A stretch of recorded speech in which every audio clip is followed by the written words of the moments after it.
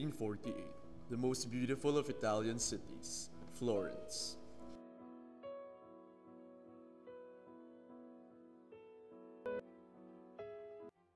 Was attacked by a deadly plague. It started in the east,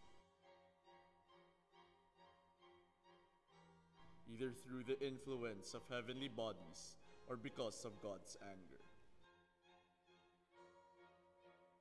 He sent it as a punishment to mortal men, and in few years killed an innumerable quantity of people. Ceaselessly passing from place to place, it extended its miserable length over the west. Against this plague all human wisdom and foresight were vain. Orders had been given to cleanse the city of filth. The entry of any sick person was forbidden. Much advice was given to keep healthy, and humble supplications were made to God by pious persons in processions. But horrible results began to appear. Symptoms were not the same as in the East. In any case, very few recovered, but most people died within about 3 days of the appearance of the tumor, most of them without any fever or other symptoms. Neighbors and relatives hardly visited each other. Brother abandoned brother, the uncle his nephew, the sister her brother, and very often the wife her husband. And what's even worse is that parents refused to see their children. The whole city, which once held so many people, was later almost emptied of inhabitants.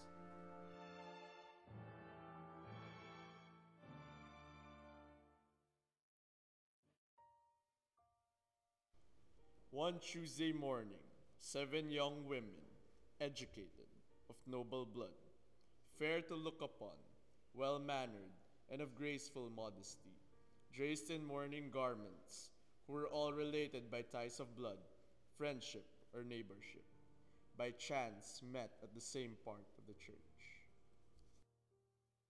Dear ladies, you must often have heard, as I have, that to make a sensible use of one's reason harms nobody. It is natural for everybody to aid, preserve, and defend his life as far as possible. Laws are concerned with the general good. Then it must certainly be lawful for us to take any reasonable means for the preservation of our lives. When I think of what we have been doing this morning, and still more in former days, I perceive, and you must perceive, that each of us goes in fear of our life. And I do wonder that we do not seek some remedy against what we dread. I do not know if you think as I do, but in my opinion, if we, through our carelessness, do not want to fall into this calamity when we can escape it, I think we should do well to leave this town, just as many others have done and are doing. Let us avoid death, take what happiness and pleasure we can, without ever breaking the rules of reason in any manner. If we do what I suggest, no blame can fall upon us. If we fail to do it, the result may be pain, trouble, and perhaps death. Let us take our servants and all things necessary, and enjoy whatever pleasure these times allow. Remember that going away virtuously will not harm us, so much as staying here in wickedness will harm others. Ladies, although what Pampinea says is an excellent advice, we must not rush off at once. Remember, we are all women. If we have no guide but ourselves, I'm afraid that this company might soon break up without much honor to ourselves. We need the direction of some man. Let us settle this matter before we start. Indeed, men are a woman's head, and we can rarely succeed in anything without their help. But where can we find any men? If they are not dead, they may be away and wishing to escape. To ask strangers would be unbecoming. If we wish to save our lives, we must take care that scandal and annoyance that might follow us. Suddenly, 3 brave young men, pleasant and well-mannered, not less than 25, named Pamphilo, Philostrato, and Dioneo, came at the right timing. In this public calamity, they sought the consolation of looking upon the ladies they loved, and these ladies happened to be among the seven, while some of the others were related to one or other of the three men. See how fortune favors our plan at once? By sending us these valiant men who will act as our guides and servants if we do not refuse them for such duties. God's sake, Pampinea. Be careful what you're saying. I am aware of their greatness and their company would be fitting not only to us, but to ladies, far more beautiful and charming than we are. But everyone knows that they're in love with some of us. So if we take them with us, I'm afraid that blame and infamy will fall upon us. Does it matter? If I live virtuously, my conscience never pricks me whatever people may say.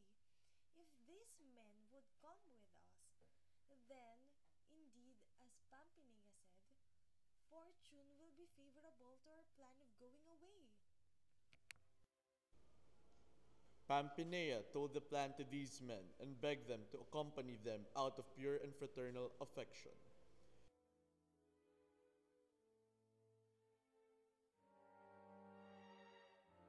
The three men finally agreed and said that they were willing to go.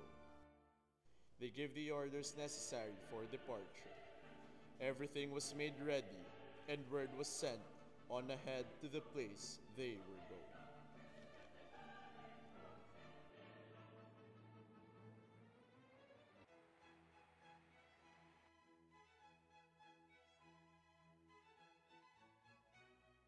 Ladies, you brought us here and I don't know what you are thinking of doing with your troubles here. But I dropped mine inside the gates of the city when I left it with you a little while ago. Then, you must make up your minds to laugh and sing and amuse yourselves with me, to the extent your dignity allows. Or you must let me go back to my troubles and stay in the afflicted city. Dioneo, you speak well. Let us amuse ourselves, for that is the reason why we fled from our sorrows. But I think things should be organized for this to continue. And since we wish our happiness to continue, I think it is necessary that one of us should be made chief, whom others will honor and obey, and whose duty shall be to regulate our pleasures. And for everyone to experience the cares as well as the pleasures of ruling, and no one would feel any envy, I think weight and honor should be given to each of us in turn for one day. The first shall be elected by all of us, then he or she shall choose the ruler for the next day, and so on. While their reigns last, these rulers shall arrange where and how we are to spend our time.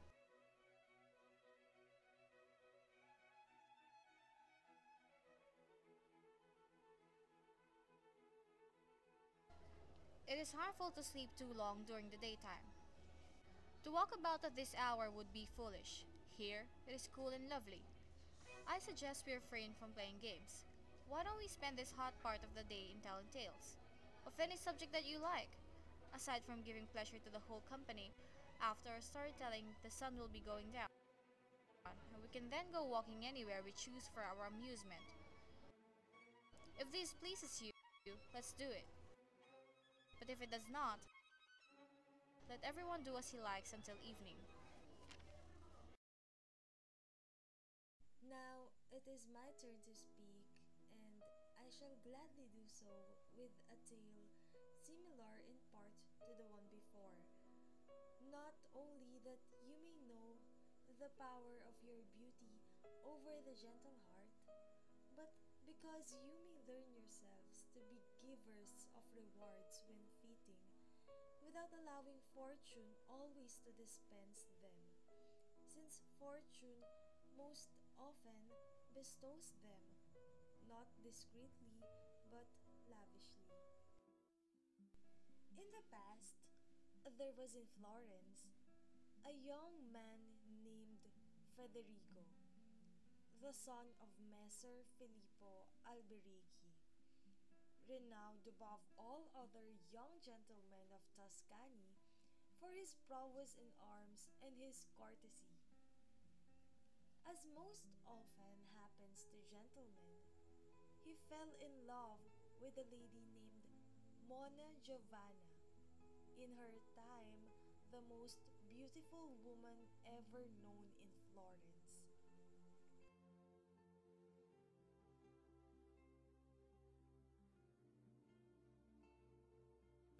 To win her love, he went to joust and tourneys, made and gave feasts, and spent his money without stint.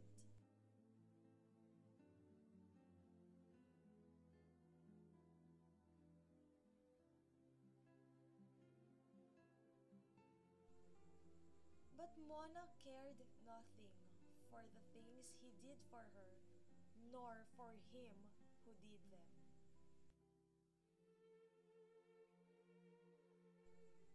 He spent far beyond his means until his wealth failed. He remained poor with nothing but a little farm and one falcon, which was among the best in the world. There he spent his time hawking, asked nothing of anybody, and patiently endured his poverty. While Federigo was in this extremity, it happened one day that Monna Giovanna's husband fell ill. Seeing death come upon him, he made his last will. He was a very rich man and left his estate to his son, who was already growing up. And since he had greatly loved Monna Giovanna,